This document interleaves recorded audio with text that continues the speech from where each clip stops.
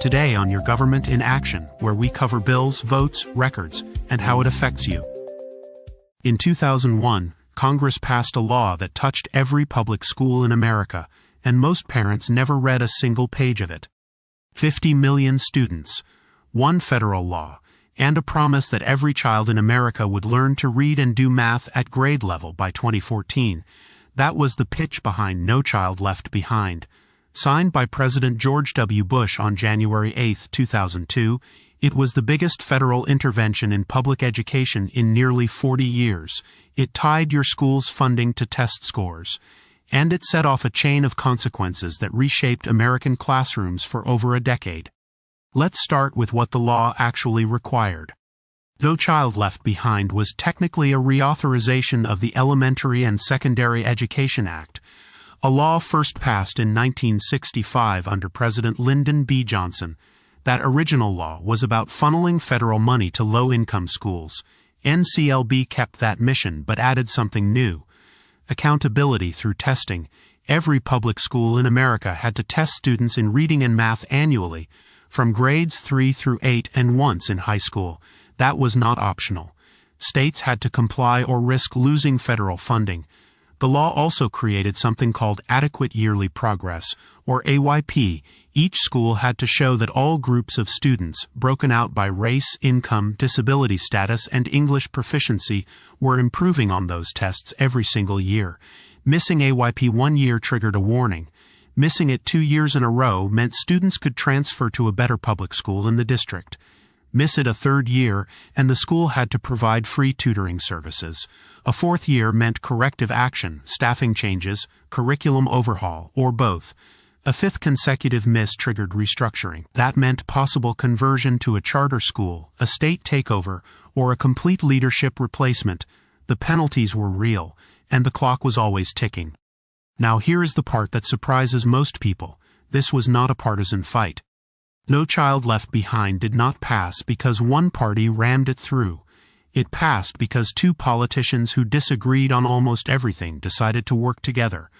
On one side, President George W. Bush, a Republican who had campaigned on education reform as governor of Texas. On the other side, Senator Ted Kennedy of Massachusetts, one of the most liberal Democrats in the Senate. Kennedy had spent his entire career fighting for public schools. He believed the federal government had an obligation to close the gap between wealthy and low-income students. Bush believed in accountability and local results. The two men had a meeting at the White House in early 2001, just days after Bush's inauguration. By most accounts, Kennedy walked away convinced that Bush was serious. They co-authored the bill together. That bipartisan partnership was the key to everything that followed. The bill moved through Congress in 2001 with relatively little turbulence. The White House kept pushing. Kennedy kept pulling in Democratic votes. The coalition that formed was unusual. Civil rights groups backed it because they wanted data on which students were falling behind. Business groups backed it because they wanted a more prepared workforce. Even some teachers' unions initially supported the idea of setting clear expectations. The House passed the final version in December 2001. The Senate followed days later. President Bush signed it into law on January 8, 2002, at a school in Hamilton, Ohio. The ceremony was deliberately staged to send a message. This law was for every community in every state. Let's look at exactly how lawmakers voted. The numbers tell a striking story. In the Senate, the final vote was 87-10. That is not a squeaker. That is a landslide. In a chamber that was nearly evenly split between parties at the time, 87 senators from both sides voted yes. Only 10 voted no. In the House, the margin was even wider. 381-41. 381 members of Congress looked at this bill and said yes. It is worth pausing on that. Laws that reshape the entire American public school system do not usually pass with that kind of agreement. So who voted no?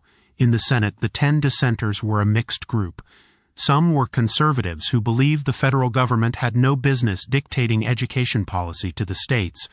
Others were liberals who felt the law did not go far enough, or that the funding did not match the mandates being imposed. In the House, the 41 no votes followed a similar split. libertarian conservatives on one side, progressive skeptics on the other. The bipartisan Yes coalition held together in both chambers. Kennedy delivered Democratic support. House Republican leadership delivered their side, and the final tally reflected a rare moment in Washington. Two parties looking at the same problem and agreeing, at least for a few years, on the same solution. That agreement would not last. Within a decade, the very lawmakers who voted yes were calling for the law to be overhauled. But on the day of the vote, the numbers were almost unambiguous. So the law passed with overwhelming support. What actually happened after it took effect? The consequences were sweeping, and not all of them were what anyone intended. Testing expanded dramatically. Schools that had never given standardized tests every year now had no choice. States had to build new testing systems practically overnight.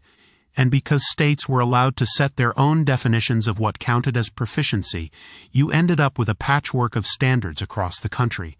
A student could score in the proficient range in one state and be labeled below basic for the exact same performance in another state. That inconsistency undermined the whole premise of national accountability. By 2011, roughly 48% of all American schools had failed to meet their AYP targets. That was not a failure of a few bad schools in a few bad neighborhoods. That was nearly half the public schools in the country. The penalty clock was ticking for thousands of communities. The Obama administration responded in 2012 by offering waivers to states. States could skip some of the most punishing NCLB consequences if they adopted new accountability plans approved by the federal government. Most states took the waiver. It was an admission that the original system was not working as designed. Critics also pointed to a curriculum squeeze. With test scores now tied to funding and job security, many schools cut time for art, music, physical education, and social studies. The subjects that were not on the test became afterthoughts. Teachers described the pressure as relentless. The phrase teaching to the test became shorthand for everything people disliked about the law. Here's what that meant for actual students and families. If your child attended a public school between 2002 and 2015, No Child Left Behind shaped their education in ways you may not have realized at the time.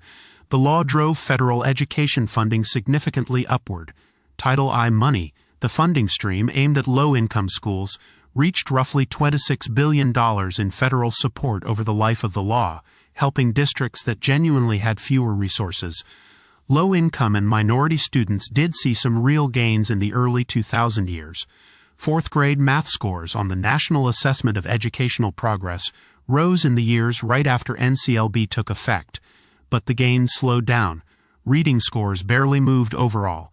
And the initial promise that 100% of students would be at grade level by 2014 was never remotely close to being met. More than 6,000 schools faced corrective action by 2015. Some were restructured. Some were converted to charters. Some had their entire leadership replaced. The law was replaced in December 2015 when President Obama signed the Every Student Succeeds Act. That law kept annual testing but stripped the federal government of the power to impose specific penalties. States now design their own accountability systems. The debate over whether NCLB did more good than harm has never fully been settled. The data showed modest early gains and then a plateau. The funding increased. The scrutiny increased. But the promise, 100% proficiency for every child in America, was never achieved. No Child Left Behind was one of the most ambitious education laws in American history. It forced the country to collect data on students who had long been invisible to policymakers. It also created unintended consequences that took over a decade to fully unwind. Whether you think it helped or hurt depends a lot on which data you look at and which classroom you sat in. The facts are on the table. What you do with them is up to you. Subscribe to Your Government in Action for more breakdowns like this.